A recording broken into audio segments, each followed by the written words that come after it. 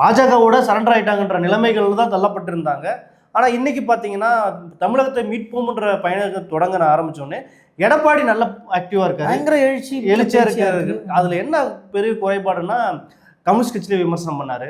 திருமாவளவன் விமர்சனம் பண்ணாரு. உங்களுக்கு வேற நாதி இல்லையா? வேற வேலை இல்லையா? அப்படின்ற மாதிரிலாம் விமர்சனம் பண்ணிட்டு இருந்தாரு. கம்யூனிஸ்ட் கட்சியில என்ன சொல்றாங்கன்னா, அதெல்லாம் நாங்கள் அவர் கட்சியாவே பார்க்கறது இல்லை அப்படின்ற மாதிரி சொல்றாங்க.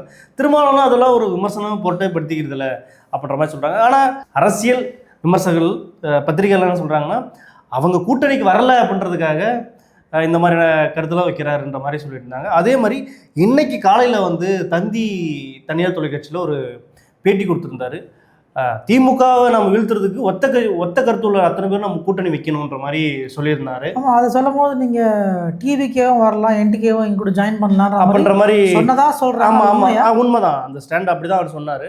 ஆனால் உடனே வந்து சீமான் கட்சியிலேருந்து அப்படி எங்களுக்கு உடன்பாடு கிடையாது, கூட்டணியே எங்களுக்கு ஆவாதுன்ட்டாங்க. நான் திராவிடத்துக்கு எதிராக தான் நாங்கள் வந்து களமாடுறோம், திராவிட கட்சிகளே எப்படி நாங்கள் இது பண்ணுறதுன்ற மாதிரி சொல்லிட்டு இருந்தாங்க. தாவேக சைட்லேருந்து எங்களுக்கு அதில் உடன்பாடு கிடையாது, எங்கள் தலைமையில் தான் நாங்கள் வந்து கூட்டணி அமைப்போன்ற மாதிரியும் சொல்லிட்டு இருந்தாங்க. தாவேக சைட்லேருந்து வந்து பாஜகவோட கூட்டணி இருக்கிறது தான் கொஞ்சம் உறுத்தலாக இருக்கிற மாதிரியும் அவங்க கருத்து சொல்கிறாங்க.